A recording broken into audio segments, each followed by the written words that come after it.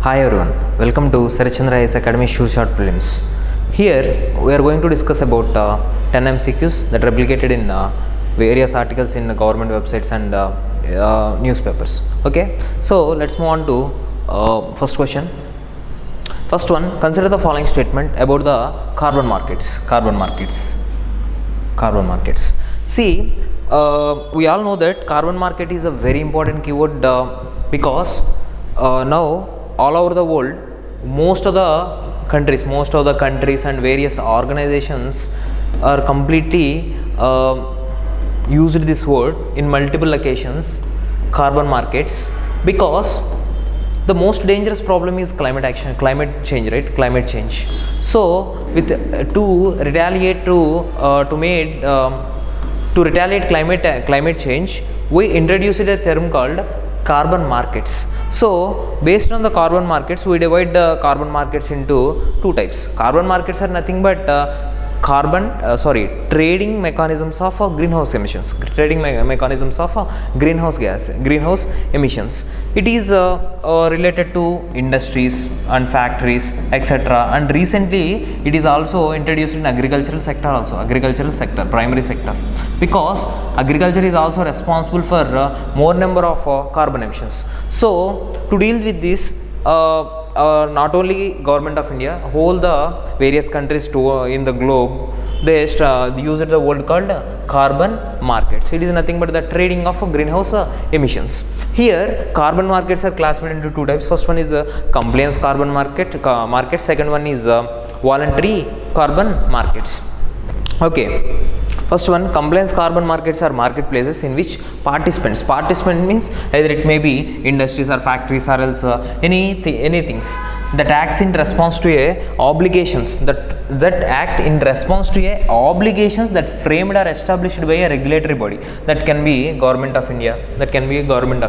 See, compliance means whatever the rules and whatever the obligation that's set by the regulatory body, you need to obey, you need to abide to these rules. So obviously compliance carbon markets means you need the tax in response to a obligation established by a regulatory body. So the statement is correct. Second statement, involuntary carbon markets means participants are under no formal obligation, means it is completely purely voluntary kind of things. We know that the corporate social responsibility, in particular this involuntary carbon markets are also known as social responsibilities, means there is no rules, there is no obligations to achieve a specific targets. So this statement is also correct.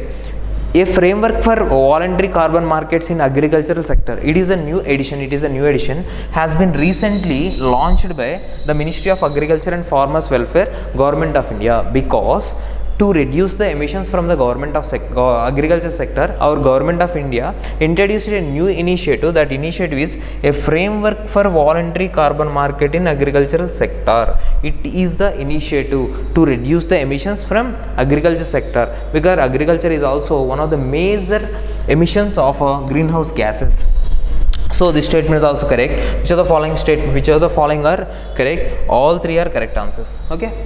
Second one, consider the following pairs, forts, and here they gave various forts and that fort present in which of the following state, because the context is Maratha military landscape. Our Government of India's nomination for UNESCO World Heritage Site for the year 2024. Every country, they need to file a nomination, right? They need to send nominations for UNESCO World Heritage Site. So in this context, our India nominated Maratha military landscape. It is a group of forts. Almost it is equal to 400 forts. We need not to bother about these forts. Means Maratha military landscape means it is a combination of various forts that are there in Sahyadri mountains and Konkan coast and even Eastern Ghats also, etc. Okay, but here it is of some unique feature, because these forts are it is some advanced fort. It contains advanced fortification. At the same time, it has a huge strategic military escaping strategy. Okay, so in this point of view, our government of India nominated 12 forts out of almost 400 forts for UNESCO World Heritage sites. See, there are various forts: Salher Fort, Suvarnadurg Fort, and Raigad, Ginger. Okay, there are various forts are there. Raigad Fort is there. At the same time, Suvarnadurg Fort is there. At the same time, Durga Devi Port is there. At the same time, and various forts are there. But keep in your mind that out of these 12 forts, most of the forts, 11 forts are from Maharashtra only. Only one fort, that is Jinja. It is from Tamil Nadu. So Jinja is from Tamil Nadu, correct? There is no Gujarat and there is no Chhattisgarh. So Suvarnadurg also belongs to Maharashtra. Only 2 pairs are correctly matched, because out of these 12 forts, 11 forts from Maharashtra, 1 fort from Tamil Nadu. Okay, this is the only point that you need to remember. Next, third one, consider the following statement about Sadat Tanshek. Because 29th January exercise between India and Saudi Arabia commenced. Actually, this exercise is going to held between 29th and 10th February. Okay, so in this context, the question, consider the following statement. First statement, the 10th edition of India Saudi Arabia joint naval exercise. Actually, it is not a naval exercise, it is a military exercise between India and Saudi Arabia. It is scheduled to held in February 2024. Actually, it is going to held in is going at Rajasthan. So not a naval exercise. This statement is wrong. Second statement, aim of this exercise is to train troops of both sides for joint operations in Indian Ocean. Because it is not a naval exercise, so there is no provision of Indian Ocean. Only it is the exercise to train both the troops for joint operation in semi-desert terrain. Okay, semi-desert terrain. So this statement also wrong. So the following statements are correct, neither 1 or 2. Okay, so semi-desert terrain, not Indian Ocean. Next, Ratl Hydroelectric project is located in. It is a very easy bit, because we all know that it is one of the major project, 850 megawatts project called Ratl. Yes, Ratl project is constructed on, it is going to construct on Chenab, and we are about to complete the project, and it is on Chenab river. It is there in Jammu and Kashmir. So Chenab river in Himachal Pradesh, wrong. Chenab river in Union Territory of Jammu and Kashmir, correct. So option B is correct answer. Next bit, with reference to the Satyendra Bose, consider the following pairs, some significant events and the years in his life. See, Satyendra Bose, he is a very prominent figure from India. At the same time, he got a Nobel Prize. In physics too. At the same time, he is the major person of quantum mechanics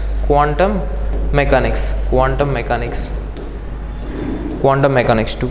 See, publication. First of all,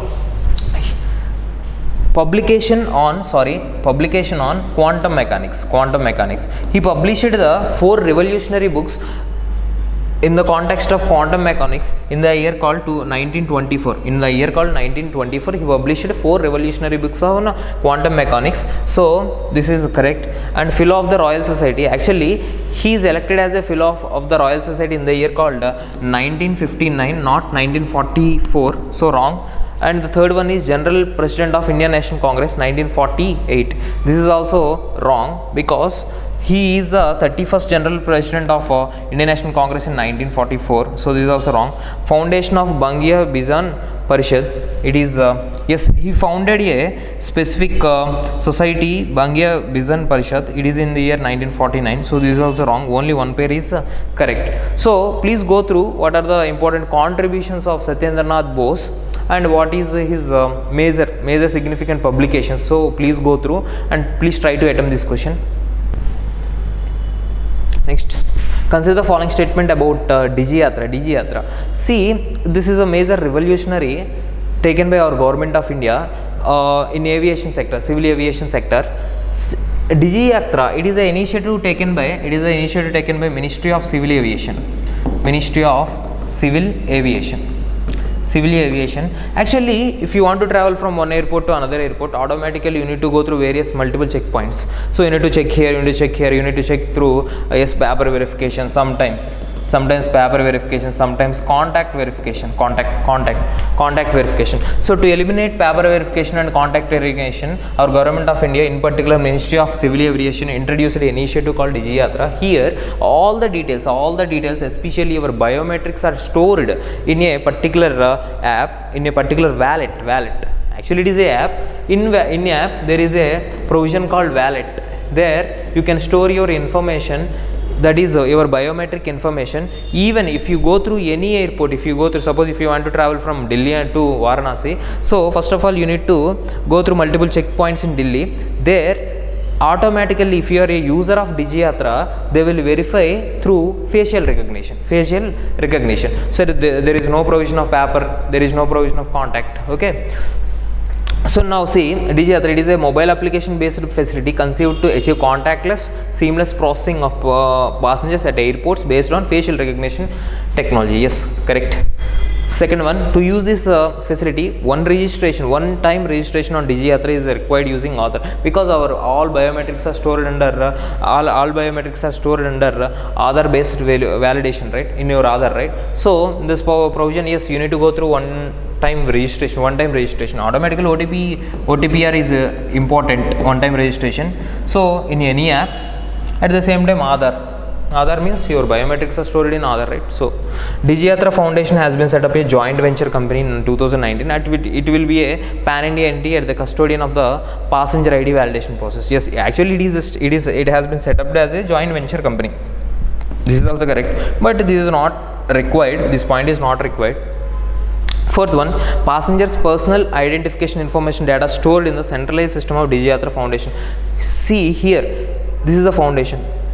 Actually, there is no provision of data storage to any foundation. Here, everything is encrypted with your consent only. Every information is stored in your wallet of that particular app. Even if you want to travel, if you suppose if you are about to travel from this place to that place, that information only shared to the airport that where you are going. From where you are going to that airport only the information is passed. At the same time, the passed information will be with that airport for only 24 hours. After 24 hours, your information automatically erased. Okay, see, there is no provision of data storage. It is up to the consent of the user only. Okay, so this is wrong. So 3 statements are correct. Okay, next, consider the following statement. See, how many of the above can be potential benefits of holding simultaneous elections? See, there is a program called One Nation, One Election, right? It is regularly in news, One Nation, One Election. So in this context, let us see which of the following are the benefits of One Nation, One Election, simultaneous elections. Increase in voter participation. Yes, obviously, suppose Lok Sabha elections and state legislative elections. Suppose, yes, you are ready to cast vote in multiple locations, but you are working in somewhere else.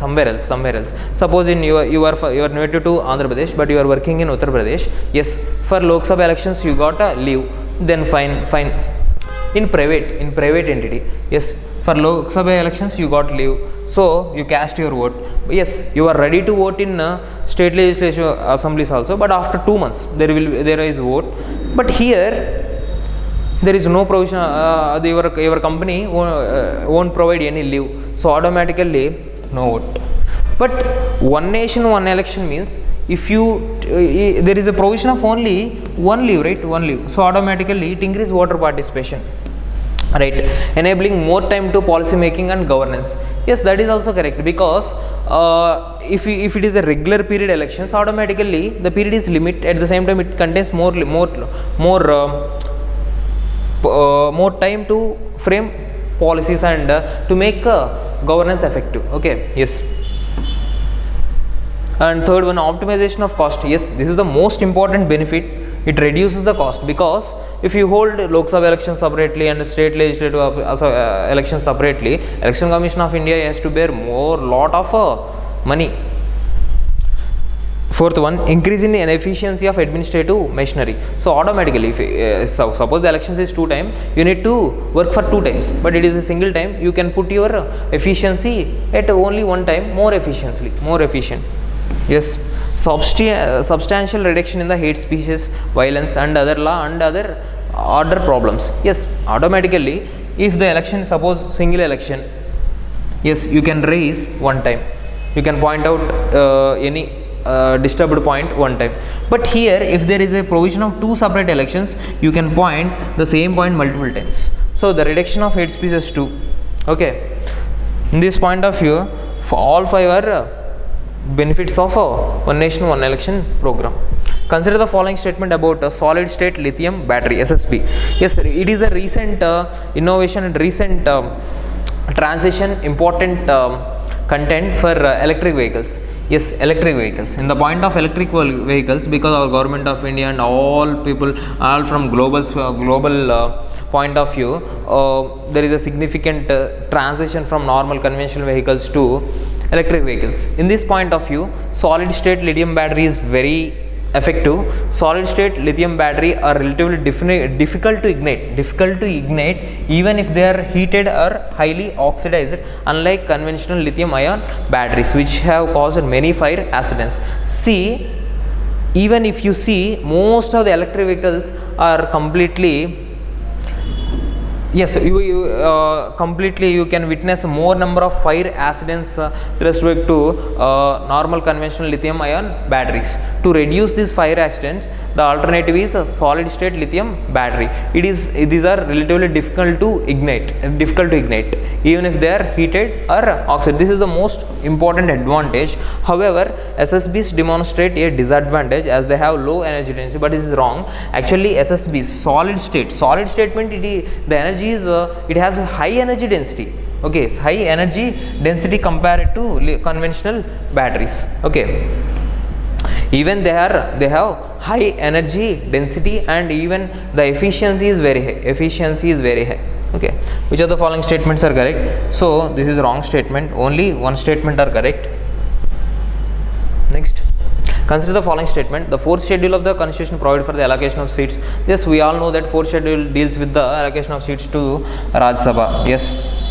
Second statement, the representatives of the states of the union territories in the Raj Sabha are elected by the method of indirect election. Here, yes, we all know that Raj Sabha is known for indirect elections, right? But Lok Sabha is known for direct elections. So this statement is also correct, indirect election. Third one, only 3 union territories are represented in Raj Sabha. Yes, this is also correct. We have 245 Raj Sabha seats currently. Out of these 245 seats, 233 are from indirect election. Out of these, they are indirectly elected from all states and 3 union territories: Delhi, Jammu and Kashmir and Puducherry. Okay, Puducherry.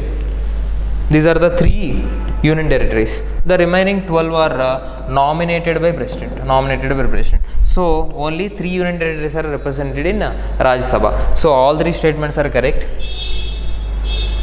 Next, consider the following rivers. These are the rivers list: Sankosh, Torsa, Raidek, Manas and Teesta rivers. How many of the above rivers are transboundary rivers between India and Bhutan? See, first of all, Teesta river is not a transboundary river between India and Bhutan. We all know that Teesta is the transboundary river between India and Bangladesh. At the same time, if you see the map, Sankosh, Torsa, Raidek, Manas, these all are the transboundary rivers between India and Bhutan. So only 4 pairs are correct answer. So with this, please try to answer all these questions because so that you can score more marks in prelims in UPSC. Okay, thank you friends.